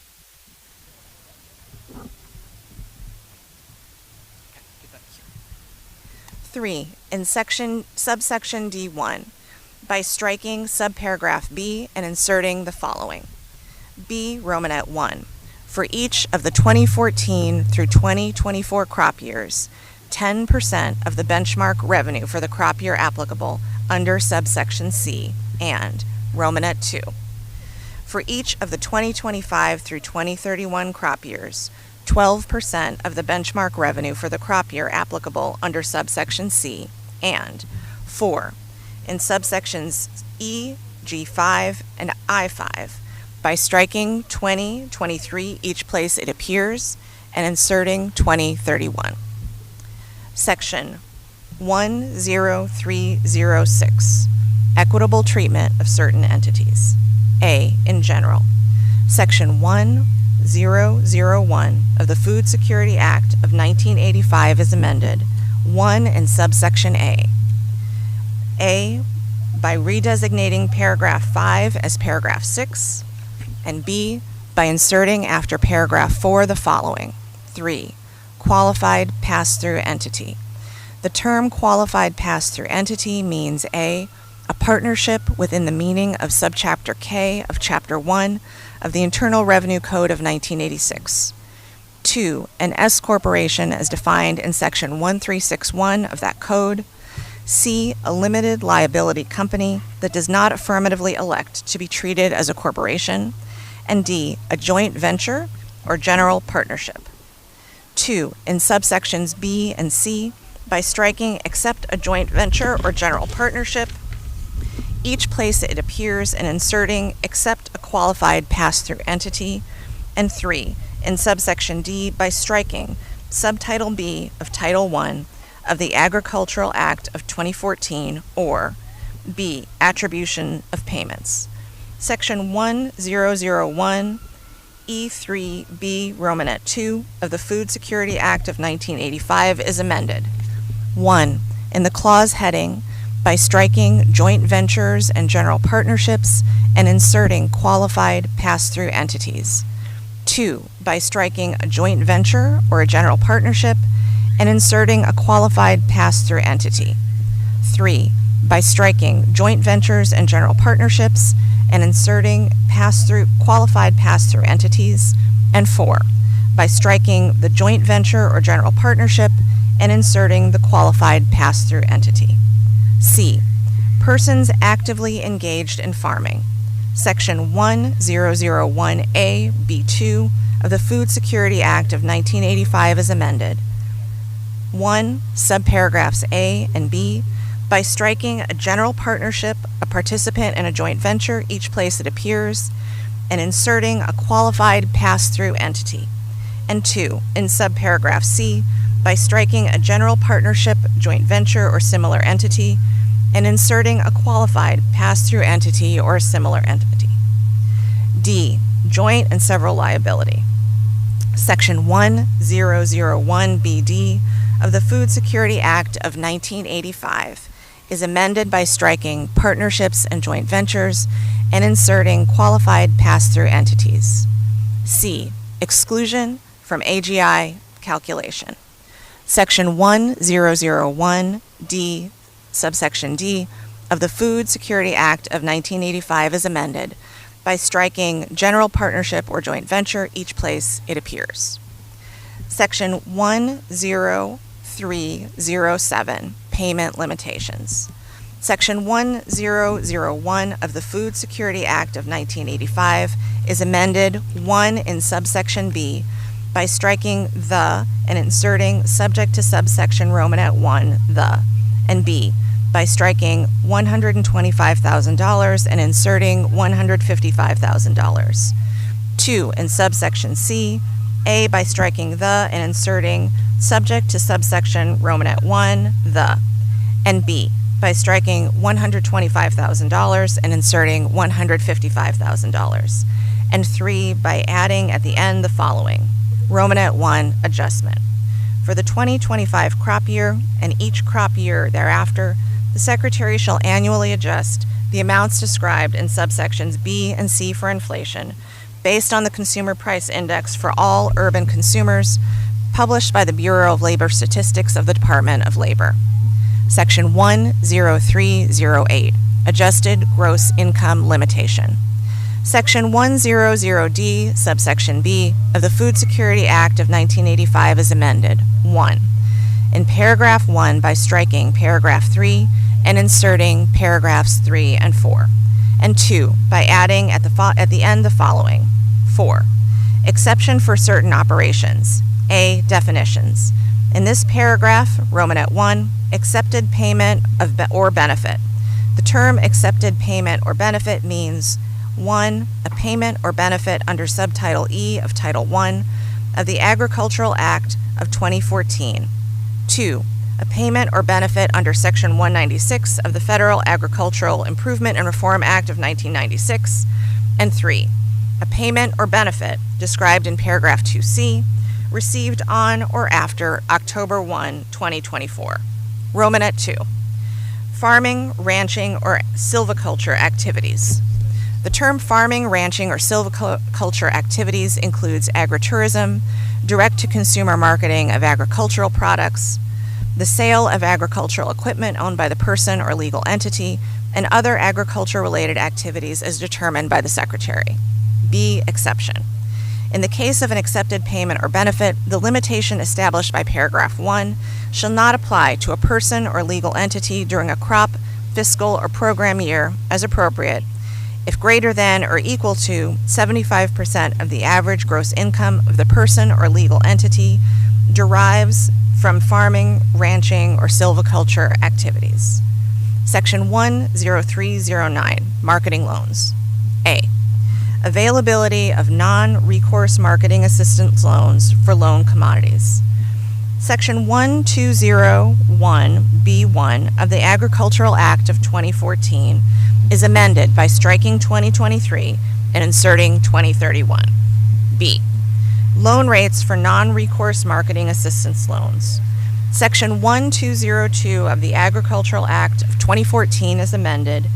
1. In subsection B, A. In the subsection heading by striking 2023 and inserting 2025, and B. In the matter preceding paragraph 1 by striking 2023 and inserting 2025. 2. By redesignating subsections C and D as subsections D and E respectively. 3. By inserting after subsection B the following. C. 2026 through 2031 crop years. For purposes of each of the 2026 through 2031 crop years, the loan rate for a marketing assistance loan under Section 1201 for a loan commodity shall be equal to the following. 1 in the case of wheat, $3.72 per bushel. 2 in the case of corn, $2.42 per bushel. 3 in the case of grain sorghum, $2.42 per bushel. 4 in the case of barley, $2.75 per bushel. 5 in the case of oats, $2.20 per bushel. 6 in the case of upland cotton, 55 cents per pound. 7 in the case of extra long staple cotton, $1 per pound. 8 in the case of long grain rice, $7.70 per hundredweight. 9 in the case of medium grain rice, $7.70 per hundredweight. 10 in the case of soybeans, $6.82 per bushel.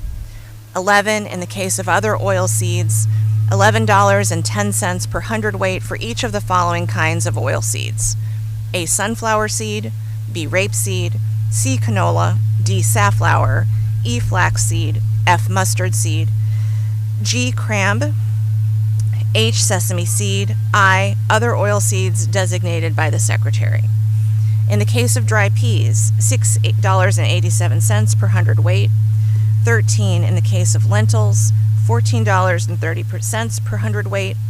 14 in the case of small chickpeas, $11 per hundredweight. 15 in the case of large chickpeas, $15.40 per hundredweight. 16 in the case of grated wood, $1.60 per pound.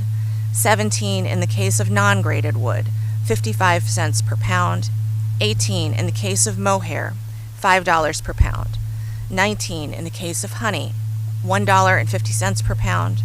20 in the case of peanuts, $390 per ton.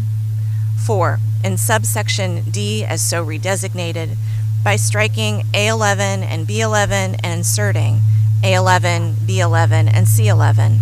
And 5. In subsection E as so redesignated, in paragraph 1 by striking 25 cents and inserting 30 cents. C. Payment of cotton storage costs.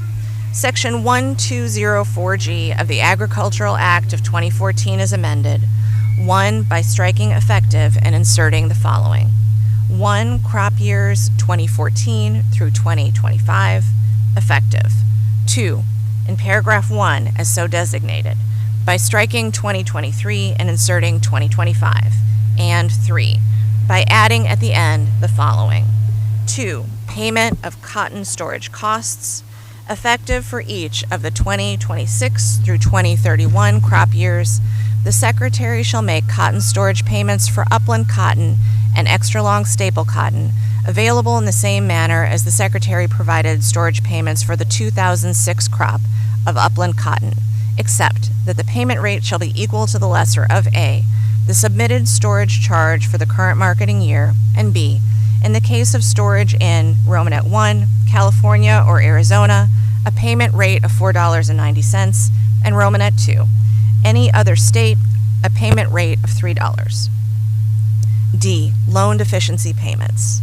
1. Continuation. Section 1205A2B of the Agricultural Act of 2014 is amended by striking 2023 and inserting 2031. 2. Payments in lieu of LDPS. Section 1206 of the Agricultural Act of 2014 is amended in subsections A and D by striking 2023 each place it appears and inserting 2031. E. Special competitive provisions for extra long staple cotton. Section 1208A of the Agricultural Act of 2014 is amended in the matter preceding paragraph 1 by striking 2026 and inserting 2032. F. Availability of recourse loans.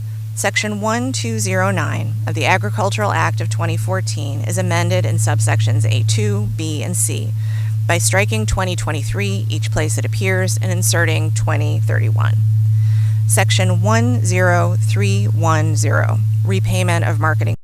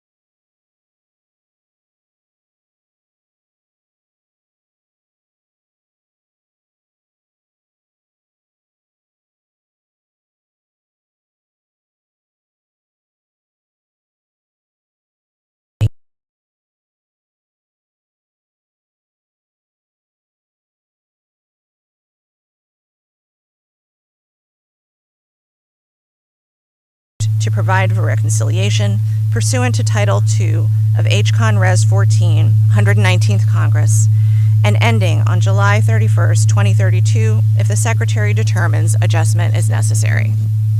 Romanet 1, to minimize potential loan forfeitures. Romanet 2, to minimize the accumulation of stocks of extra long staple cotton by the federal government. Romanet 3, to ensure that extra long staple cotton produced in the United States can be marketed freely and competitively. And Romanet 4, to ensure an appropriate transition between current crop and forward crop price quotations, except that the Secretary may use forward crop price quotations prior to July 31st of a marketing year only if 1. There are insufficient current crop price quotations, and 2. The forward crop price quotation is the lowest such quotation available. Section 10311, Economic Adjustment Assistance for Textile Mills. Section 1207C of the Agricultural Act of 2014 is amended by striking paragraph 2 and inserting the following. 2. Value of assistance. The value of the assistance provided under paragraph 1 shall be A, for the period beginning on August 1, 2013, and ending on July 31st, 2025, 3 cents per pound, and B, beginning on August 1st, 2025, 5 cents per pound. Section 10312, Sugar Program Updates. A, loan rate modifications. Section 156 of the Federal Agriculture Improvement and Reform Act of 1996 is amended, 1 in subsection A in paragraph 4 by striking and at the end, B in paragraph 5 by striking 2023 crop years and inserting 2024 crop years and C by adding at the end the following. 6. 24 cents per pound for raw cane sugar for each of the 2025 through 2031 crop years. 2 in subsection B, A in paragraph 1 by striking and at the end. B in paragraph 2 by striking 2023 crop years and inserting 2024 crop years and C by adding at the end the following. 3, a rate that is equal to 136.55% of the loan rate per pound of raw cane sugar under subsection A6 for each of the 2025 through 2031 crop years, and 3, in subsection Romanet 1 by striking 2023 and inserting 2031. B, adjustments to Commodity Credit Corporation storage rates. Section 167 of the Federal Agriculture Improvement and Reform Act of 1996 is amended, 1 by striking subsection A and inserting the following. A, in general, for the 2025 crop year and each subsequent crop year, the Commodity Credit Corporation shall establish rates for the storage of forfeited sugar in an amount that is not less than 1. In the case of refined sugar, 34 cents per hundredweight per month, and 2, in the case of raw cane sugar, 27 cents per hundredweight per month, and 2 in subsection B, A in the subsection heading by striking subsequent and inserting prior, and B by striking and subsequent and inserting through 2024.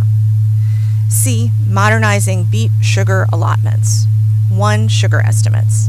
Section 359BA1 of the Agricultural Adjustment Act of 1938 is amended by striking 2023 and inserting 2031. 2, allocation to processors. Section 359CG2 of the Agricultural Adjustment Act of 1938 is amended. A by striking in the case and inserting the following. A in general, except as provided in subparagraph B in the case, and B by adding at the end the following. B exception. If the Secretary makes an upward adjustment under paragraph 1A in adjusting allocations among beet sugar processors, the Secretary shall give priority to beet sugar processors with available sugar. 3, timing of reassignment. Section 359EB2 of the Agricultural Adjustment Act of 1938 is amended. A, by redesignating subparagraphs A through C as clauses Romanet 1 through Romanet 3 respectively and indenting appropriately. B, in the matter preceding clause 1 as so redesignated, by striking "if the Secretary" and inserting the following: A, in general, if the Secretary, and C, by adding at the end the following: B, timing. In carrying out subparagraph A, the Secretary shall, Romanet 1, make an initial determination based on the World Agricultural Supply and Demand estimates approved by the World Agricultural Outlook Board for January that shall be applicable to the crop year for which allotments are required, and Romanet 2, provide for initial reassignment under subparagraph A, Romanet 1, not later than 30 days after the date on which the World Agricultural Supply and Demand estimates described in clause Romanet 1 is released. D, reallocations of tariff rate quota shortfall. Section 359K of the Agricultural Adjustment Act of 1938 is amended by adding at the end the following: C, reallocation. 1, initial reallocation. Subject to paragraph 3, following the establishment of the tariff rate quotas under subsection A for a quota year, the Secretary shall: A, determine which countries do not intend to fulfill their allocation for the quota year, and B, reallocate any forecasted shortfall in the fulfillment of the tariff rate quotas as soon as practicable. 2, subsequent reallocation. Subject to paragraph 3, not later than March 1 of a quota year, the Secretary shall reallocate any additional forecasted shortfall in the fulfillment of the tariff rate quotas for raw cane sugar established under subsection A1 for that quota year. 3, cessation of effectiveness. Paragraphs 1 and 2 shall cease to be in effect if A, the agreement suspending the countervailing duty investigation on sugar from Mexico, signed December 19, 2014, is terminated, and B, no countervailing duty order under subtitle A of Title 7 of the Tariff Act of 1930 is in effect with respect to sugar from Mexico. D, refined sugar. 1, definition of domestic sugar industry. In this subsection, the term domestic sugar industry means domestic: A, sugar beet producers and processors; B, producers and processors of sugar cane; and C, refiners of raw cane sugar. 2, study requested. A, in general, not later than 180 days after the date of enactment of this subsection, the Secretary shall conduct a study on whether the establishment of additional terms and conditions with respect to refined sugar imports is necessary and appropriate. B, elements. In conducting the study under subparagraph A, the Secretary shall examine the following: Romanet 1, the need for 1, defining refined sugar as having a minimum polarization of 99.8 degrees or higher. Thank you.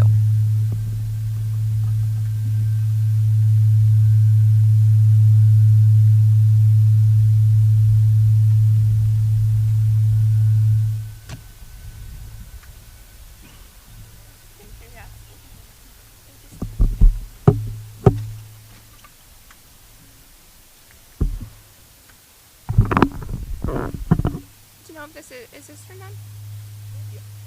Hi everyone. My name is Naomi. I'm with the American Association of People with Disabilities. I'm a young person, and I'm a disabled person. Defining refined sugar as having a minimum polarization of 99.8 degrees or higher.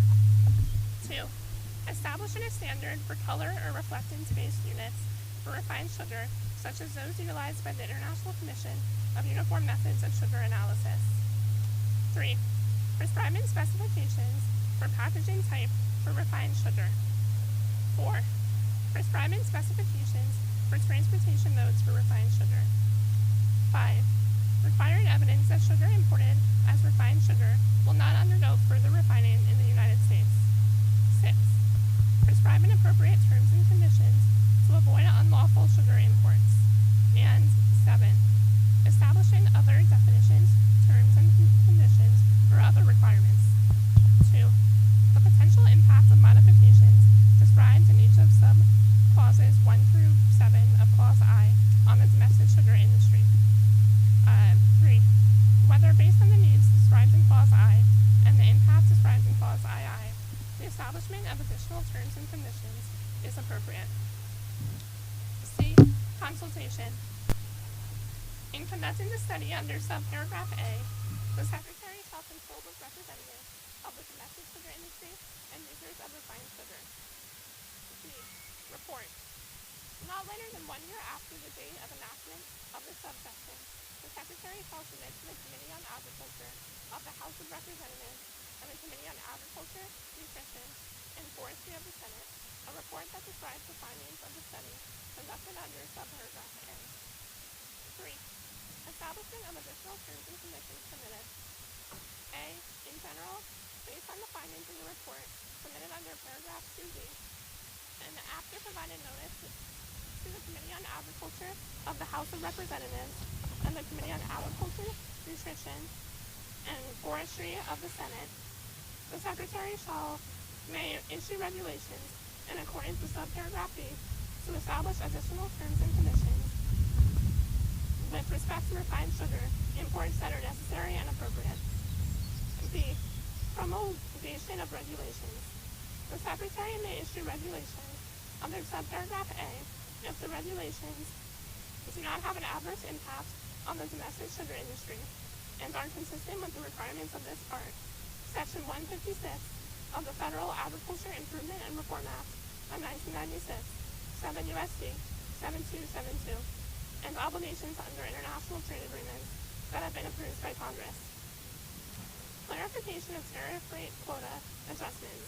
Section 359 KB1 of the Agricultural Adjustment Act of 1938, 7 U.S.C. 1359 KKB1 is amended in the manner preceding subparagraph A by striking if there is an and inserting for the sole purpose of responding directly to an. F.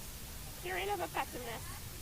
Section 3591A of the Agricultural Adjustment Act of 1938, 7 U.S.C. 135911A, is amended by striking 2023 and inserting 2031.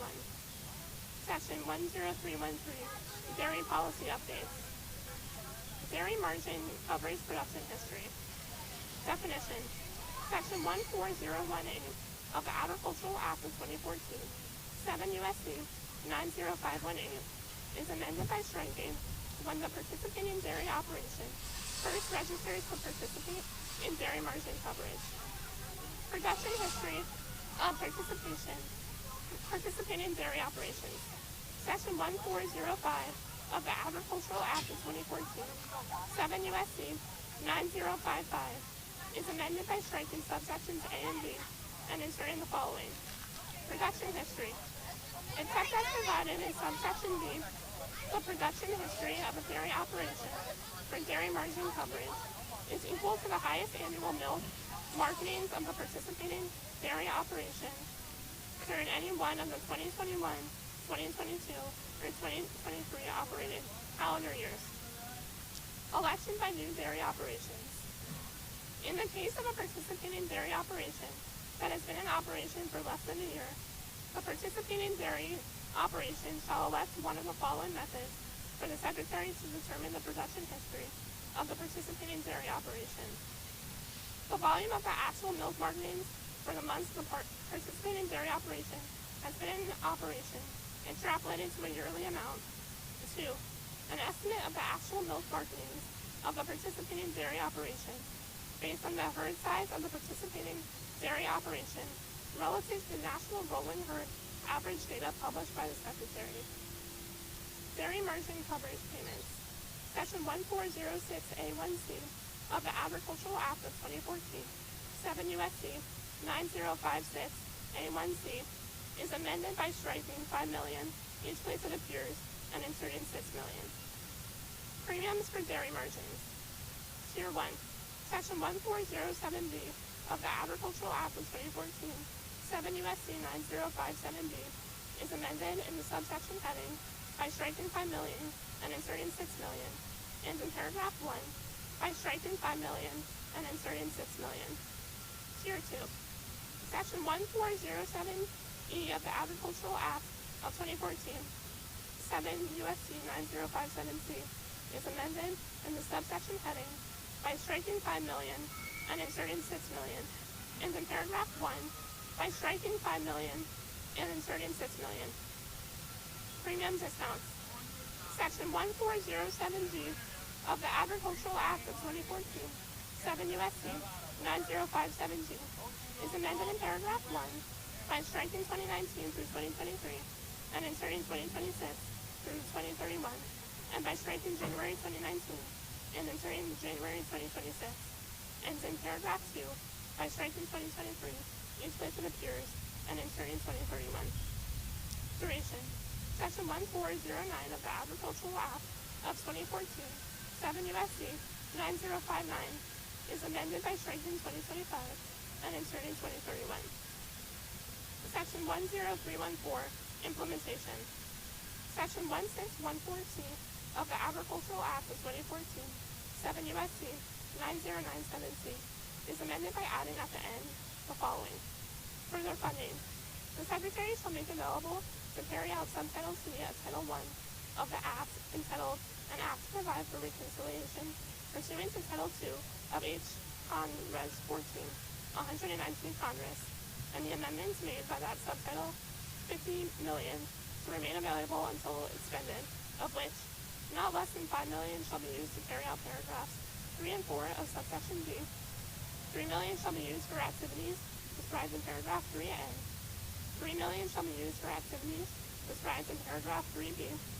$9 million shall be used to carry out mandatory surveys of dairy production costs and product yield information to be reported by manufacturers required to report under Section 273 of the Agricultural Marketing Act of 1946, 7 U.S.C.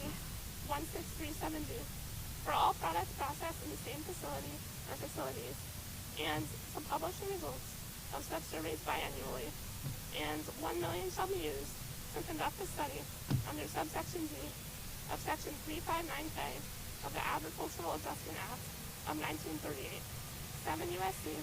1359, KK. Subtitle D, Disaster Assistance Programs. Section 10401, Supplemental Agricultural Disaster Assistance. Livestock Indemnity Payments. Section 1501B of the Agricultural Act of 2014, 7 U.S.C. 9081B, is amended by striking paragraph 2 and inserting the following. Payment rates. Losses due to predation. Indemnity payments to an eligible producer on a farm under paragraph 1A shall be made at a rate of 100% of the market value of the affected livestock on the applicable date as determined by the Secretary. Thank you. Thank you so much for ordering. Thank you so much for coming.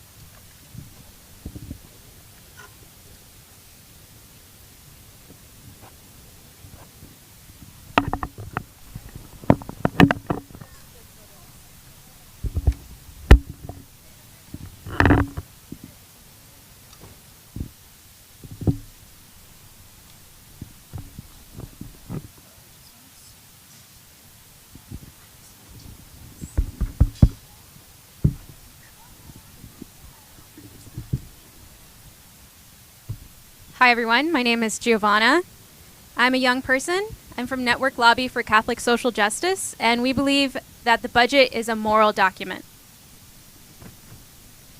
D. Applicable date defined. In this paragraph, the term applicable date means with respect to livestock as applicable. The day before the date of death of the livestock, or 2. The day before the date of the event that caused harm to the livestock that resulted in a reduced sale price. And 2, by adding at the end of the following, additional payment for unborn livestock. Part A. In general, in the case of unborn livestock, death losses incurred on or after January 1st, 2024, the Secretary shall make an additional payment to eligible producers on farms that have incurred such losses in excess of the normal mortality due to a condition specified in paragraph 1. Part B. Payment rate. Additional payment of subparagraph A shall be made at a rate, Part 1, determined by the Secretary, and Part 2, less than or equal to 85% of the payment rate established with respect to the lowest weight class of the livestock, as determined by the Secretary, acting through the Administrator of the Farm Service Agency. Part C, payment amount. The amount of payment to an eligible producer that has incurred unborn livestock death losses shall be equal to the payment rate determined under subparagraph B, multiplied in the case of livestock described in subparagraph A, B, or F of subsection A 4 by 1, subparagraph D of subsection by 2, subparagraph E of such subsection by 12, and subparagraph G of such subsection by the average number of birthed animals for one gestation cycle, for the species of each such livestock as determined by the Secretary. Part D. Unborn livestock death losses defined. In this paragraph, the term unborn livestock death losses means losses of any livestock described in subparagraph A, B, D, E, F, or G of subsections A, F that were gestating on the date of the death of the livestock. Livestock Forage Disaster Program.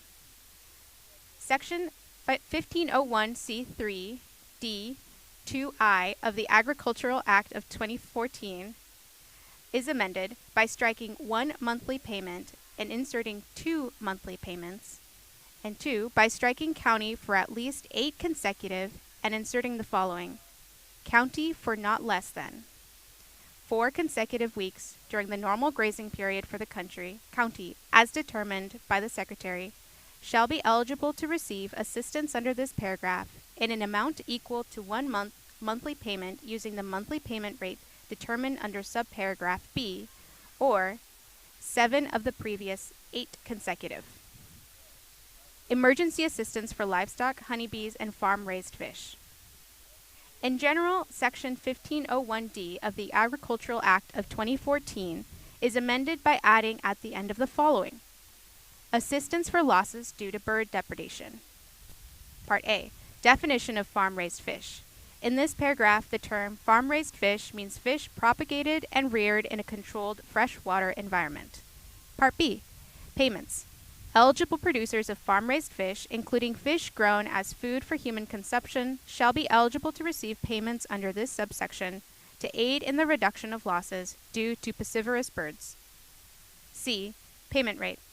In general, the payment rate for payments under subparagraph B shall be determined by the Secretary, taking into account costs associated with the deterrence of piscivorous birds, the value of lost fish and revenue due to bird depredation, and costs associated with disease loss from bird depredation. Minimum rate. The payment rate for payments under the subparagraph B shall be not less than $600 per acre of farm-raised fish. Part D. Payment amount. The amount of payment under subparagraph B shall be the product obtained by multiplying the applicable payment rate under subparagraph C and 85% of the total number of acres of farm-raised fish farms that the eligible producer has in production for the calendar year. 2. Emergency assistance for honeybees. In determining honeybee colony losses eligible for assistance under Section 1501D of the Agricultural Act of 2014, the Secretary shall utilize a normal mortality rate of 15%. Tree Assistance Program. Section 1501E of the Agricultural Act of 2014 is amended in paragraph 2B by striking 15% adjusted for normal mortality and inserting normal mortality, and in paragraph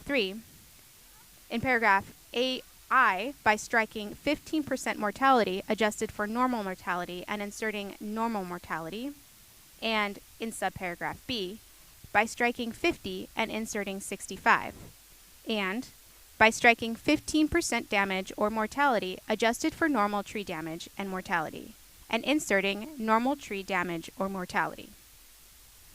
Subtitle E, Crop Insurance. Beginning farmer and rancher benefit. In Part A, in general, Section 502B3 of the Federal Crop Insurance Act is amended by striking 5 and inserting 10. Conforming amendment. Section 522C7 of the Federal Crop Insurance Act is amended by striking subparagraph F. Increase in assistance. Section 508E of the Federal Crop Insurance Act is amended by adding at the end of the following. Additional support. Part A. In general, in addition to any other provision of this subsection, except paragraph 2A, regarding payment of a portion of premiums, a beginning farmer or rancher shall receive additional premium assistance that is the number of percentage points specified in subparagraph B, greater than the premium assistance that would otherwise be available for the applicable policy, plan of insurance, and coverage level selected by the beginning farmer or rancher. Part B. Percentage points adjustments. The percentage points referred to in subparagraph A are the following. For each of the first and second reinsurance years that a beginning farmer or rancher participates as a beginning farmer or rancher in the applicable policy or plan of insurance, 5 percentage points. For the third reinsurance year that a beginning farmer or rancher participates as a beginning farmer or rancher in the applicable policy or plan of insurance, 3 percentage points. For the fourth reinsurance year that a beginning farmer or rancher participates as a beginning farmer or rancher in the applicable policy or plan of insurance, 1 percentage point. Area-based crop insurance coverage and affordability. Coverage level. Section 508C4 of the Federal Crop Insurance Act is amended. In subparagraph A by striking clause 2 and inserting the following. May be purchased at any level not to exceed, in the case of the individual yield or revenue coverage, 85%. In the case of individual yield or revenue coverage aggregated across multiple commodities, 90%. And in the case of area yield or revenue coverage as determined by the corporation, 95%. And 2 in subparagraph C. In clause 2 by striking 14 and inserting 10. In clause 3I by striking 86 and inserting 90. Premium subsidy. In section 508E2HI of the Federal Crop Insurance Act is amended by striking 65 and inserting 80. Administrative and operating expense adjustments. Section 508K of the Federal Crop Insurance is amended by adding at the end the following. Additional expenses. Part A. In general, beginning with the 2026 reinsurance year and for each reinsurance year thereafter, in addition to the terms and conditions of the standard reinsurance agreement to cover additional expenses for loss adjustment procedures, the corporation shall pay an additional administrative and operating expense subsidy to approved insurance providers for eligible contracts. Part B. Payment amount. In the case of an eligible contract, the payment to an approved insurance provider required under subparagraph A shall be the amount equal to 6% of the net book premium. C. Definitions. In this paragraph, eligible contract means a crop insurance contract entered into by an approved insurance provider in an eligible state and does not include a contract for catastrophic risk protection under subsection B, an area-based plan of insurance or similar plan of insurance as determined by the corporation, or a policy under which an approved insurance provider does not incur loss adjustments expenses as determined by the corporation. Eligible state. The term eligible state means a state in which, with respect to an insurance year, the loss ratio for eligible contracts is greater than 120% of the total net book premium written by all approved insurance providers. Specialty crops. Part A. Minimum reimbursement. Beginning with the 2026 reinsurance year and for each reinsurance year thereafter, the rate of reimbursement for approved insurance providers and agents for administrative and operating expenses with respect to crop insurance contracts covering agricultural commodities described in Section 101 of the Specialty Crops Competitiveness Act of 2004 shall be equal to or greater than the percentage that is the greater of the following. 17% of the premium used to define loss ratio. The percent of the premium used to define loss ratio that is otherwise applicable for the reinsurance year under the terms of the standard reinsurance agreement in effect for the reinsurance year. B. Other contracts. In carrying out subparagraph A, the corporation shall not reduce with respect to any reinsurance year the amount or the rate of reimbursement to approved insurance providers and agents under the standard reinsurance agreement described in Clause 2 of such subparagraph for the administrative and operating expenses with respect to contracts covering agricultural commodities that are not subject to such subparagraph. C. Administration. The requirements of this paragraph and the adjustments made pursuant to this paragraph shall not be considered a negotiation under paragraph 8A. A and O inflation adjustment.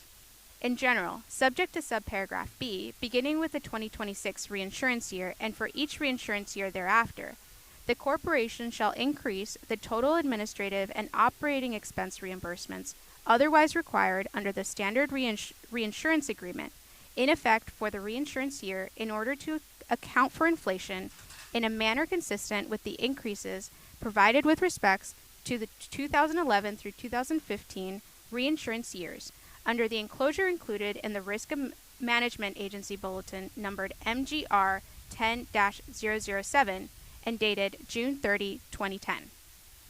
B. Special rule for 2026 reinsurance year. The increase under subparagraph A for the 2026 reinsurance year shall not exceed the percent change for the preceding reinsurance year included in the Consumer Price Index for all urban consumers published by the Bureau of Labor Statistics of the Department of Labor. C. Administration.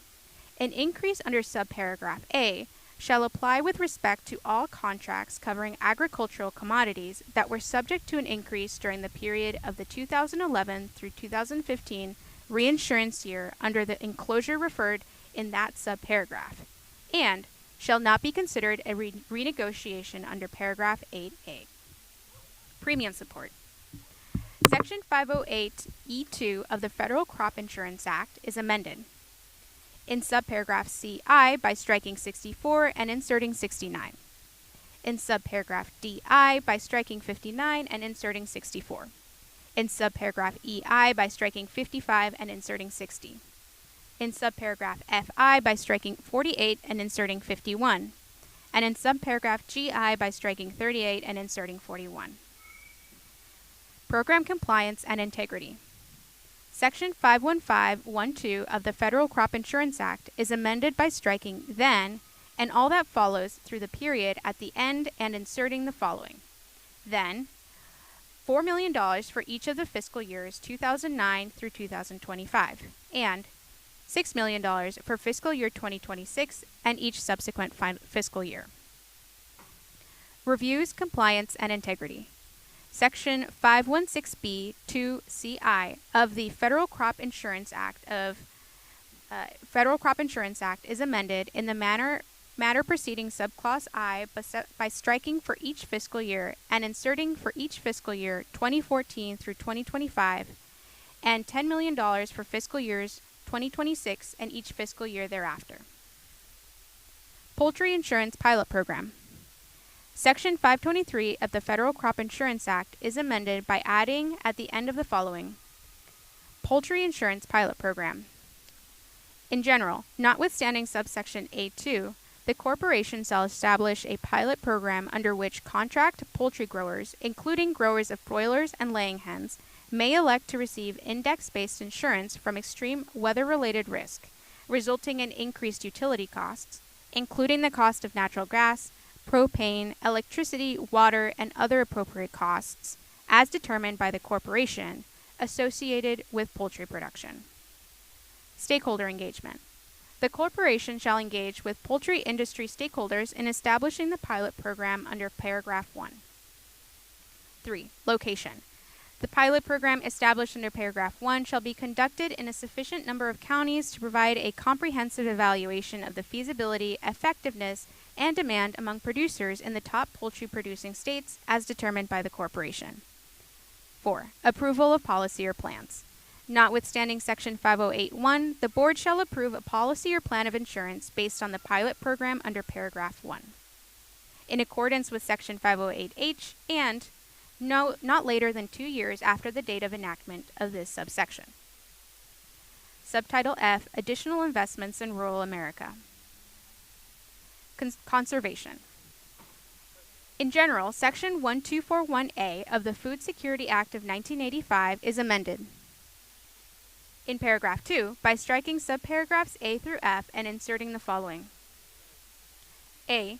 625 million for fiscal year 2026, 650 million for fiscal year 2027, 675 million for fiscal year 2028, 700 million for fiscal year 2029, 700 million for fiscal year 2030, and 700 million for fiscal year 2031. And in paragraph 3, in subparagraph A, by striking clauses 1 through 4 and inserting the following. 2,655 million for fiscal year 2026, 2,855 million for fiscal year 2027, 3,255 million for fiscal year 2028, 3,255 million for fiscal year 2029, 3,255 million for fiscal year 2030, and 3,255 million for fiscal year 2031, and in subparagraph B, by striking clauses 1 through 5 and inserting the following. 1,300 million for fiscal year 2026, 1,325 million for fiscal year 2027, 1,350 million for fiscal year 2028, 1,375 million for fiscal year 2030, 1,375 billion for 375 million for fiscal year 2031. Regional Conservation Partnership